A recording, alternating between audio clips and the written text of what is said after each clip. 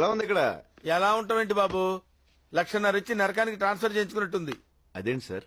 అదేంటంటారేంటండి, ఊరంటే పొద్దునే లేవగానే కోడి కోతలు, కళ్ళాపి చల్లటాలు, గడ్డ పెరుగు ఎక్స్పెక్ట్ చేసి 1 year ఇక్కడే ఉంటానని ప్రామిస్ చేశాను బాబు. అవేవి లేవే ఇక్కడ?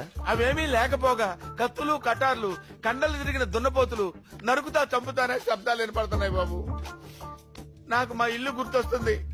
నేను ఇక్కడ ఉండలేను బాబు, హోమ్ సిక్. నచ్చకపోతే ఎందుకు సార్ ఉండడం? వెళ్ళిపోవచ్చు కదా. అది జరిగి